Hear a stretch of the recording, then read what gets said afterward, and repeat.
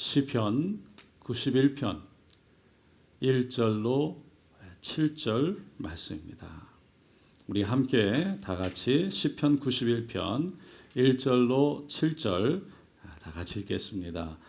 지존자의 은밀한 곳에 거주하며 전능자의 그늘 아래에 사는 자여, 나는 야훼를 향하여 말하기를 그는 나의 피난처요 나의 요새요 내가 의뢰하는 하나님이라 하리니, 이는 그가 너를 새 사냥꾼의 올무에서와 심한 전염병에서 건지실 것이미로다. 그가 너를 그의 깃으로 덮으시리니 내가 그의 날개 아래에 피하리로다. 그의 진실함은 방패와 손방패가 되시나니 너는 밤에 찾아오는 공포와 낮에 날아드는 화살과 어두울 때 퍼지는 전염병과 밝을 때 닥쳐오는 재앙을 두려워하지 아니하리로다.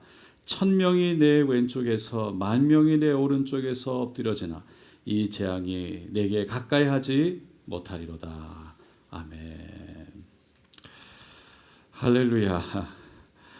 오늘 저는 시편 91편 1절로 7절 말씀을 통해서 전염병에서 건지시는 하나님이라는 제목으로 함께 은혜를 나누고자 합니다.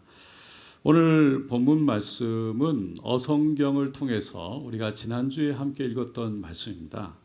근데 이 말씀에는 지금 우리가 팬데믹으로 참 힘든 상황이 있는데, 그런 상황에 있는 우리들에게 꼭 필요한 말씀이 기록되어 있습니다. 먼저 3절에 이는 그가 너를 새 사냥꾼의 올무에서와 심한 전염병에서 건지실 것이미로다. 하나님이 전염병에서 우리를 건져 주신다는 겁니다. 그리고 6절에도 어두울 때 퍼지는 전염병과 밝을 때 닥쳐오는 전염병을 두려워하지 아니하리로다. 전염병 때문에 두렵지 않게 하시겠다는 겁니다. 사랑하는 성도 여러분, 오늘 이 말씀이 그대로 저와 여러분에게 이루어지기를 축원드립니다. 그러면 어떻게 하면 전염병에서 건짐을 받고 또 두렵지 않게 될 수 있을까요? 시편 기자는 먼저 1절과 2절에서 이렇게 말합니다. 지존자의 은밀한 곳에 거주하며 전능하신 자의 그늘 아래 사는 자여, 내가 야훼를 향하여 말하기를 그는 나의 피난처요 나의 요새요 나의 의뢰하는 하나님이라 하리니, 이는 3절에 그가 너를 새 사냥꾼의 올무에서와 심한 전염병에서 건지실 것이미로다. 지존자의 은밀한 곳에 거하는 자, 또 전능자의 그늘 아래 사는 자를 하나님이 건져 주시겠다는 거예요. 시편 기자는 그렇게 건져 주시는 하나님의 이름을 1절과 2절에 보면 4가지로 표현하고 있습니다. 첫째는 지존자 하나님입니다. 이 지존자라는 것은 히브리어로 보면 엘 엘리뇽이라고 되어 있습니다. 영어로는 the most high. 그래서 가장 높으신 하나님, 가장 높은 곳에서 모든 것을 다 보고 계신 하나님을 말하고 있습니다. 그래서 하나님은 다 보시고 아시기 때문에 우리의 형편과 처지도 아십니다. 그래서 그 하나님은 하나님의 은밀한 곳에 거하는 자를, 하나님 안에 있는 자를 건져주신다는 거예요. 그 은밀한 곳이란 하나님과 함께 하는 곳인 것을 믿습니다. 여러분, 우리가 록다운으로 인해서 참 힘들지요. 그런데 그분의 은밀한 곳, 그분의 임재가 있는 곳, 그분과 깊은 관계를 갖게 되는 곳, 그것이 바로 그분과 깊은 교제를 하는 것, 그것이 바로 이 안전이라고 말하고 있어요. 지금은 여러분 교회에 나올 수가 없죠. 그래서 참 이것이 우리에게는 힘든 것이고 참 너무나 큰 사건입니다. 이민자들인 우리들에게는 교회란 너무나 중요한 곳이에요. 얼마나 교회가 우리에게 위로가 되고 힘이 되는 장소인지 모릅니다. 그래서 정말 힘들면 교회가 생각나죠. 그리고 교회에 와서 그냥 실컷 울고 나면 정말 마음에 그게 그렇게 위로가 됩니다. 기쁠 때도 교회 식구들과 함께 쫙 나누고 나면 정말 진심으로 기뻐해 주는 우리 식구들 때문에 우리의 기쁨이 배가 되지요. 그래서 교회는 정말 우리에게 너무나 소중한 장소입니다. 그런데 교회에 나오지 못하니까 이 답답함이 이루 말할 수가 없어요. 그래서 어떤 분들은 조용히 몰래 교회에 와서 그냥 눈물만 흘리고 가시는 분들을 봅니다. 여러분, 이런 상황에서 우리가 할 수 있는 일이 무엇일까요? 그것은 하나님과 함께하는 은밀한 곳에 들어가는 것이 중요한 거예요. 다시 말해서 하나님의 임재를 우리의 집으로 모시고 오는 겁니다. 그리고 집의 어느 한 부분을 그 지존자의 그 은밀한 곳으로 정해놓고 거기에 무릎을 꿇는 거예요. 아주 작은 장소여도 됩니다. 그 장소가 책상 밑이 될 수도 있고 침대 구석 옆에 될 수가 있고 방 한 구석에 어느 한 조만한 장소가 될 수도 있습니다. 어느 곳이든 한 곳을 정해놓고 그것을 지존자의 은밀한 임재를 경험하는 곳이라고 말하며 그곳에서 우리가 무릎을 꿇을 때 하나님의 임재 가운데 우리를 두렵지 않게 하시고 그리고 그분이 우리를 지키시고 보호하시는 인도하시고 함께 하시는 하나님을 그곳에서 경험하게 될 줄로 믿습니다. 둘째로 전능자 하나님입니다. 전능자는 히브리어로 보니까 엘샤다이라고 되어 있습니다. 이 단어의 어원을 거슬러 쭉 올라가면 그 어원이요 가슴이라고 되어 있습니다. 그러니까 가슴이란 뜻을 가졌는데 어린아이가 어머니의 젖을 먹고 매일 살아갈 힘을 얻는 것처럼 또 어머니 품 안에 있을 때 그 아기가 최고의 안정감을 느끼는 것처럼 전능자 그늘 아래 사는 자는 그렇게 안전하게 된다는 겁니다. 그래서 시편 기자가 엘샤다이 하나님이 그 전능자의 하나님이 우리와 함께 하시면 4절에 그가 너를 그의 깃으로 덮으시고 내가 그의 날개 아래 피하리로다. 그의 진심함은 방패와 선방패가 되시나니 그랬습니다. 그분의 날개 아래 덮으시고 품으셔서 우리의 방패가 하나님은 되어 주신다는 겁니다. 셋째로 야훼 하나님입니다. 야훼는 이미 히브리어이죠. 이는 언약의 하나님이란 뜻입니다. 출애굽기 3장에서 모세가 이 불꽃 떨기나무 그 불꽃 가운데서 하나님을 만났을 때 하나님이 자기 자신을 나는 스스로 있는 자다. I am who I am 이라고 말씀하셨어요. 그 이름이 바로 I am who I am이 야훼라는 겁니다. 하나님은 그 이름을 이스라엘 백성들과의 관계에서만 사용했어요. 그래서 이스라엘 백성들이 하나님을 야훼라고 부를 때는 그만큼 하나님에 대한 특별한 의미, 가까움, 친밀함을 가지고 불렀어요. 다시 말해서 그들에게 직접 너희는 나의 백성이요 내가 너희의 하나님이 된다라고 말씀하신 그 약속하신 하나님을 그들은 기억했던 겁니다. 이 야훼는 이제 예수 안에 있으면 누구든지 그 이름을 부를 수 있게 된 줄로 믿습니다. 그래서 누구든지 예수 안에서 야훼의 이름을 부르면 바로 도우시겠다고 약속하신 그 언약의 하나님이 바로 그 사람의 하나님이 되는 것입니다. 넷째로 하나님입니다. 2절에 보니까 시편 기자가 내가 의뢰하는 하나님이라고 말했어요. 하나님은 히브리어로 엘로힘입니다. 이는 창조주 하나님이라는 뜻이에요. 창세기 1장 1절에 태초에 하나님이 천지를 창조하시냐. 여기 나오는 하나님이 바로 히브리어로 엘로힘이라고 되어 있습니다. 이 세상의 모든 것을 창조하신 엘로힘의 하나님은 무에서 유를 만드시는 분이세요. 그래서 모든 것이 있으십니다. 부족한 게 없어요. 그 하나님이 우리의 하나님이 되시면 우리도 부족함이 없는 겁니다. 하나님이 그렇게 채우시는 겁니다. 5절과 6절에 보면 하나님을 피난처요 요새로 삼고 살아가는 사람은 밤에 찾아오는 공포와 낮에 날아드는 화살과 어두울 때 퍼지는 전염병과 밝을 때 닥쳐오는 재앙을 두려워하지 않는다라고 말합니다. 왜냐하면 11절에 그가 너를 위하여 그의 천사들을 명령하사 내 길에서 너를 지키게 하심이라. 천사들을 명해서 우리가 가는 길에 함께하게 하고 우리를 지키게 하시기 때문이라는 거예요.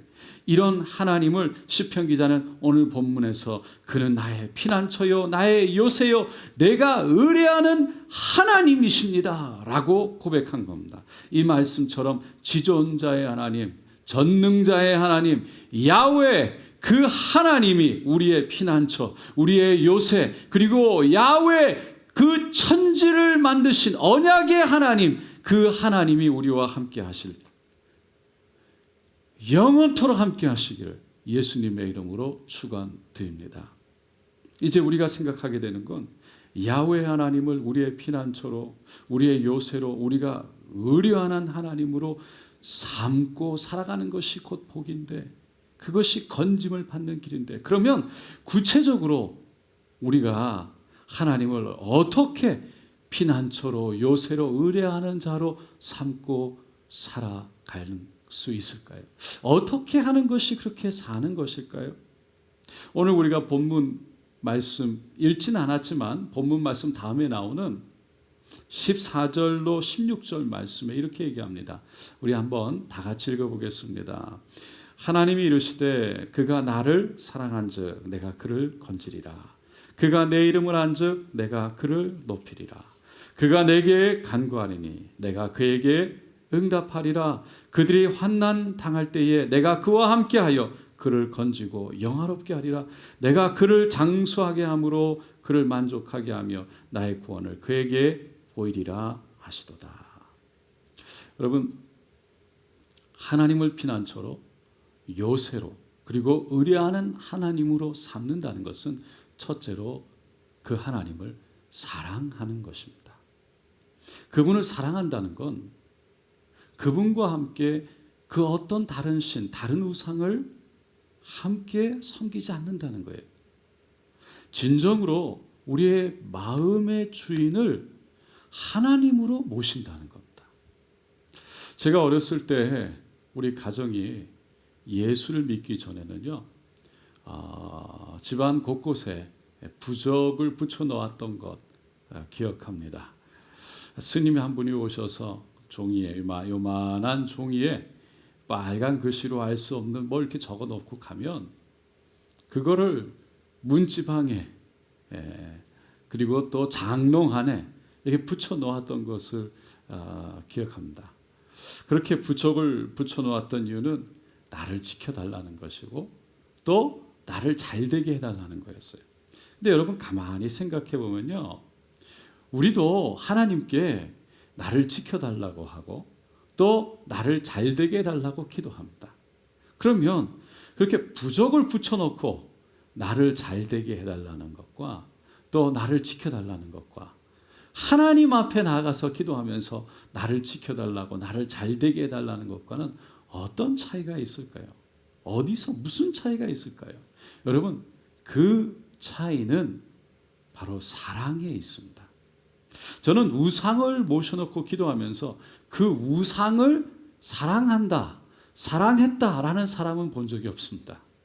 우상을 귀하게 여기는 사람은 봤습니다. 왜 귀하게 여깁니까? 그래야 내가 잘되고 내가 복받기 때문이죠. 근데 그거는 사랑이 아닙니다. 사랑은요, 이기적인 것이 아니기 때문에, 사랑은 주는 것이기 때문입니다. 사랑은 그 자체를 인정하고 받아들이며 사랑하는 거예요, 말 그대로. 그러니까 하나님을 사랑한다는 것은 하나님을 정말 있는 그대로 사랑하는 거예요. 하나님 뭘 줘서, 뭘 안 줘서 그렇게 사랑하는 게 아니에요. 그게 중요한 게 아니에요. 그 하나님 자체가 고맙고 감사하고 소중하고 중요한 거예요. 여러분, 자녀가 뭘 잘해줘서 여러분 사랑합니까? 그럼 자녀가 여러분에게 잘해주지 않으면 내쫓을 겁니까? 여러분 그렇지 않죠? 자녀가 잘하던 못하던 잘해주던 못해주던 자녀와 함께 살고 자녀의 필요를 채워주고 예뻐해주는 이유는 사랑하기 때문이죠. 마찬가지입니다. 하나님을 사랑하는 것도 그렇습니다. 하나님을 사랑하는 사람은 하나님 자체를 구하는 거예요. 하나님이면 된다고 말하는 거예요. 하나님 자체가 피난처고 하나님 자체가 요새라고 고백합니다. 하지만 우상을 놓고 기도하는 사람은 피난처와 요새만 달라고 말하죠. 우상의 힘을 통해 자신이 잘 되기만 하면 됩니다. 그뿐이에요. 마찬가지로 우리가 하나님을 믿는다고 하지만 하나님을 사랑하는 것이 아니라 하나님을 이용해서 뭔가를 좋은 것을 받아내려고 한다면, 그러면 보호만 안전만 구하려고 한다면 그것은 잘못하면 우상숭배가 될 수 있는 거죠. 여러분 하나님을 사랑하실 수 있게 되기를 축원드립니다. 그러면 하나님이 우리를 사랑하셔서 그분이 우리를 붙들어 주셔서 우리의 피난처가 되시고 우리의 요새가 되시고 우리를 질병에서 건지실 뿐만 아니라 우리의 모든 죄에서 깨끗게 하실 줄로 믿습니다. 둘째로 하나님을 피난처로 요새로 의뢰하는 그 사람은, 그 하나님을 하나님으로 삼는 사람은 그분의 이름을 아는 사람입니다. 14절에 그가 내 이름을 안즉 내가 그를 높이리라. 우리가 하나님의 이름을 알 때 하나님이 우리를 지키실 뿐만 아니라 우리를 높여주시겠다, 우리에게 복을 허락하시겠다는 거예요. 여러분 우리가 누구의 이름을 떠올릴 때, 누구의 이름을 생각할 때 무엇을 생각합니까? 그 사람이 어떤 사람인지를 떠올립니다. 여러분 마더 테레사라고 하면 뭘 생각하십니까? 인도에서 고아의 어머니, 길거리에서 죽어가는 수많은 사람들의 어머니, 그래서 그들을 위해 일생을 바쳐서 그들을 돌보았던, 자신의 삶을 드렸던 그런 분으로 우리는 알고 있지 않습니까? 고정성 목사님 하면 뭐가 생각납니까? 열정과 헌신의 목사님이셨다. 그런데 여러분 김일성, 그럼 뭐가 생각이 납니까? 다른 얘기하지 않겠습니다. 제가 드리고 싶은 말씀은 그 사람의 이름을 부를 때 우리는 무의식적으로 그 사람이 어떤 사람인지 그 사람의 됨됨이를 떠올리게 된다는 거예요. 마찬가지로 하나님의 이름을 부를 때 우리는 그분이 어떤 분인지 무의식 중에 우리가 가지고 있는 그 하나님에 대한 이미지, 그 하나님에 대한 우리의 알을 떠올리게 된다는 것이죠. 그러니까 하나님을 우리의 피난처로, 우리의 요새로, 우리가 그분을 정말 그분을 피난처로, 요새로 그 하나님을 생각하고 있을 때, 그분이 내가 정말 피난처로 요새가 될 수 있는 분으로, 내가 힘들고 어려울 때 의뢰할 수 있는 분으로, 내가 분명한 믿음 가운데 그분을 알 때, 그때 우리는 그분의 이름을 부를 때 그분이 우리에게 우리의 믿음대로 역사하시는 거예요. 그렇지 않으면 아무리 우리가 그분의 이름을 불러도 우리가 그분을 가지고 있는 분명한 믿음이 없기 때문에, 그분에 대한 분명한 어떤 분인지 확신이 없기 때문에, 나를 지키시고 인도하시는 그분이 믿어지지 않기 때문에 결국은 우리가 그분을 향해서 그 믿음으로 그분을 바라보지 못하기 때문에 하나님이 우리의 믿음을 통해 역사하실 수가 없다는 거죠. 그래서 우리는 그분을 알아야 된다는 거예요. 그분의 이름을 안다는 건 그분이 어떤 분인지를 아는 거예요. 그분을 어떻게 하면 우리가 그분을 알 수 있을까요? 여러분 그분의 이름을 알 수 있는 건 바로 말씀을 통해서요. 그리고 성경을 통해서 그분을 아는 겁니다. 우리가 그분의 이름을 할 때 우리는 분명한 믿음을 가지고 그분을 부를 수 있어요. 우리가 매일 읽는 이 말씀이 그냥 읽는 말씀이 아니에요. 그 말씀 안에 있는 하나님을 만날 때 하나님이 누구인지를 알게 되는 거예요. 그리고 그분이 누구인지를 알게 될 때 우리는 그분에 대해서 믿음을 갖게 되고 그분의 이름을 부를 때 그분을 신뢰할 수 있게 되는 것입니다. 그 믿음이 바로 우리를 피난처 되신 하나님, 요새이신 하나님, 의뢰할 수 있는 그 하나님, 그 하나님의 도우심과 건지심과 인도하심을 얻게 하는 것입니다. 열왕기하 6장과 7장에 보니까 북이스라엘 주변국이었던 아람이라는 나라가 북이스라엘에 쳐들어와서 이 사마리아, 그 북이스라엘의 그 도시였던 중심 도시였던 그 사마리아를 에워싸고 말죠. 그때 그 상황이 나오는데 아람의 왕이었던 벤하닷이 온 군대를 몰고 와서 사마리아 산을 빙 둘러싸버리니까 결국은 먹을 식량이 떨어지는 거예요. 그리고 이 식량 값이 없으니까 막 천정부지로 뛰는 겁니다. 어디를 봐도 살 길이 전혀 보이지 않았습니다. 너무 절망적인 상황이었어요. 그 상황이 그렇게 됐는데 북이스라엘의 그 당시 왕이었던 이 여호람이라는 왕은 그 어려움을 헤쳐나갈 그런 방법을 모색하거나 하나님 앞에 엎드려 주님을 간절히 찾고 구하기는커녕 오히려 그 당시에 국가적으로 많은 위기 가운데 있을 때마다 건져주고 또 함께하고 그리고 정말 특별히 도단성이라는 그곳에 아람 군대가 왔을 때 다 물리쳐서 이기기까지 했던 이 선지자 엘리사를 원망하고 그리고 그 모든 책임을 엘리사에게 다 돌립니다. 또 그를 죽이려고 군대를 보내기도 하고 정말 좀 엉뚱한 모습을 보이기도 합니다. 그러면서 엘리사에게 사실을 보내는데 열왕기하 6장 33절에 보니까 이렇게 말합니다. 그 사자가 왕이 보낸 사자가 그에게 이르니라 왕이 이르되 왕이 말씀하시기를 이 재앙이 야훼께로부터 나왔으니 어찌 더 야훼를 기다리리요.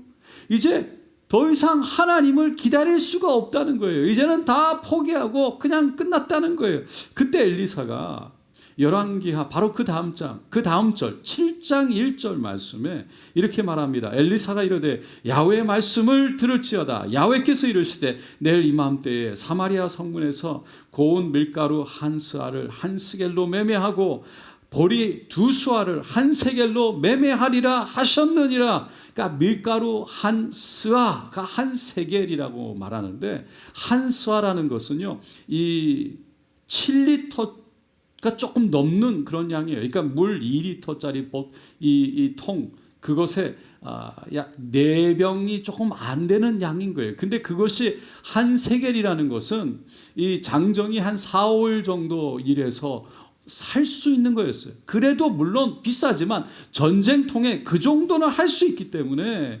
조금만 내일만 지나면 사마리아 성에 안정이 찾아올 것이다 라고 얘기를 한 거예요.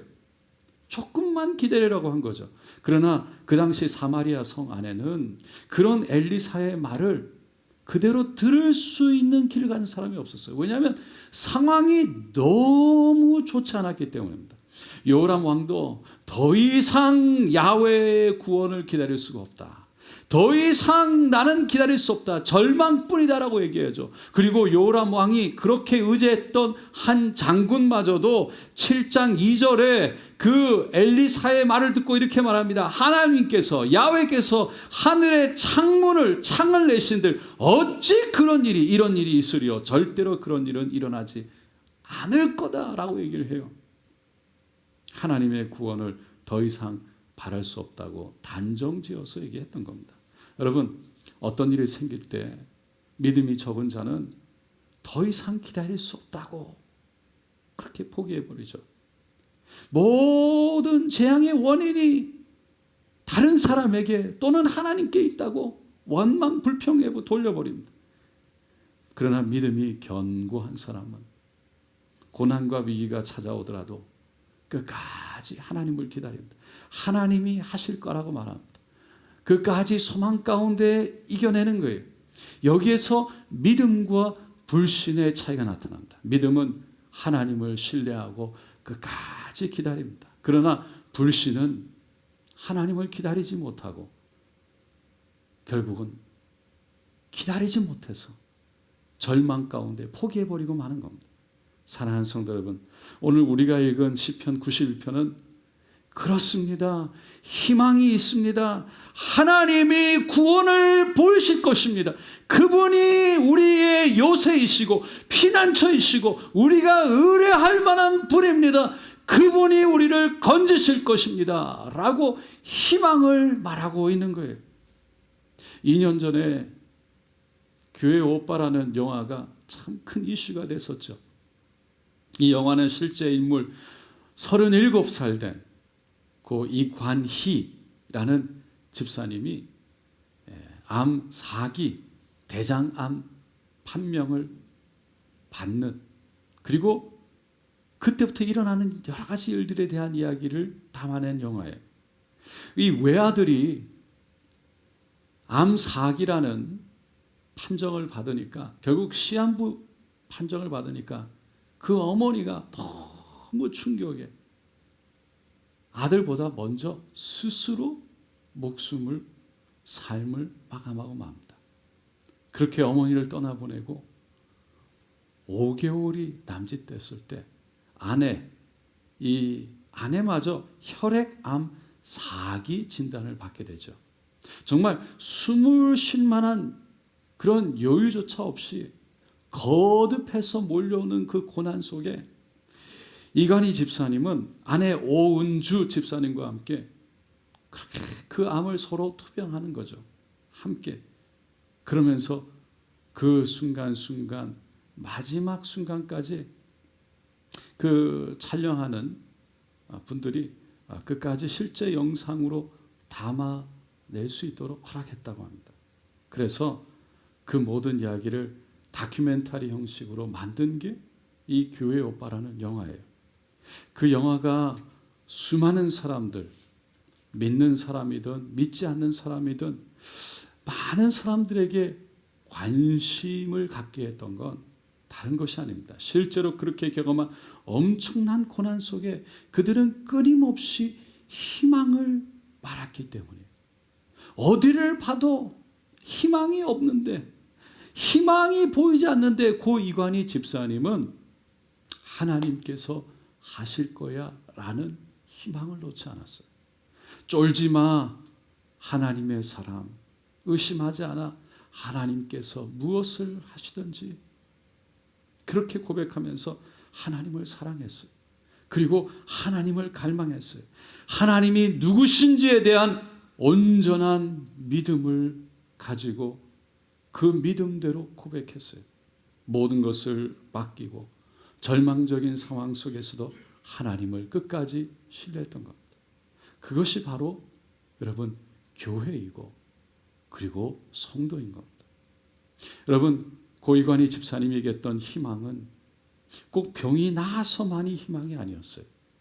주님께 매달려 기도하는 것, 너무 아픈데 기도하는 것, 그 기도하는 자체가 희망이었어요.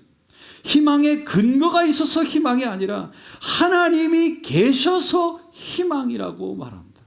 사랑하는 성도 여러분, 우리는 하나님의 이름을 부를 때 어떤 하나님을 생각합니까? 내가 알고 있는 그 하나님은 어떤 하나님입니까? 어떤 상황에서도 소망의 하나님, 희망의 하나님, 우리를 죽기까지 사랑하시고 물과 피를 다 쏟아내시며 지금도 우리를 품으시고 위로하시고 지키시고 보호하시며 함께 하시고 인도하시는 그 하나님을 만나게 되시고 알게 되시기를 예수님의 이름으로 축원드립니다. 셋째로, 하나님을 피난처로 요새로 의뢰할 수 있는 하나님으로 삼는다는 것은 그분께 기도하는 겁니다. 조금 전에 읽었던 15절 말씀입니다. 그가 내게 간구하리니 내가 그에게 응답하리라. 그들이 환난 당할 때에 내가 그와 함께하여 그를 건지고 영화롭게 하리라. 여러분, 우리가 하나님께 기도한다는 것은 그분에 대한 믿음이 있다는 거예요. 믿음이 있기 때문이에요. 그분이 응답하실 것에 대한 믿음이 있기 때문에 머리를 숙이고 눈을 감는 거예요. 하나님 말씀하십니다. 그들이 환난 당할 때에 내가 그와 함께하여 그를 건지고 영화롭게 하리라. 이 말씀을 믿으시면 아멘 하시기 바랍니다. 어느 가정에 아내가 남편이 퇴근하기를 기다렸다가 남편이 오자마자 바짝 붙어가지고는 이렇게 얘기합니다. 여보, 오늘은 우리 나가서 외식하자. 그랬더니 남편이 얼른 아내 손을 턱석 잡더니 꽉 붙잡고 기도합니다. 하나님 아버지, 사랑하는 제 아내에게 집에서 먹는 음식이 얼마나 맛있는지 알게 해 주시옵고 그대로 이루어지게 하여 주시옵소서. 예수님의 이름으로 기도드립니다. 아멘. 아내가 어쩔 수 없이 그냥 외식을 포기하고 집에서 간단하게 음식을 준비해가지고 함께 식사를 했어요. 그러고서 이제 좀 마음의 평안과 여유를 가지고 있는데 갑자기 남편이 아내를 부르더니 여보, 이게 좀 입이 심심한데 과일이 먹고 싶은데 뭐 좀 어떻게 안 될까? 그러는 겁니다. 그러니까 아내가 다가오더니 남편 손을 털썩 잡더니 하나님 아버지, 지금 집에는 과일이 없으니 사랑하는 남편이 과일 같은 건 먹고 싶지 않게 해주시옵고 내일부터는 커피 한 잔만으로도 불평하지 않게 하여 주시옵소서. 예수님의 이름으로 기도드립니다. 아멘. 그러니까 남편이 어쩔 수 없이 포기했다는 겁니다. 여러분, 하나님은요, 우리의 기도를 들으시는 하나님인 줄로 믿습니다. 여러분, 그래서 하나님은 우리의 기도를 기다리시는 거예요. 우리가 하나님께 믿음으로 간구할 때 함께 하실 뿐만 아니라 건지시고 영화롭게 하겠다고 약속하셨어요. 그리고 오늘 시편 91편 마지막 16절에 이렇게 약속하십니다. 내가 그를 장수하게 함으로 그를 만족하게 하며 나의 구원을 그에게 보이리라 하시도다. 아멘. 사랑하는 성도 여러분, 저와 여러분에게 피난처가 되시고 또 요새가 되시며 의뢰하면 응답하시는 그 하나님이 이 놀라운 복으로 함께 하시기를 예수님의 이름으로 축원드립니다.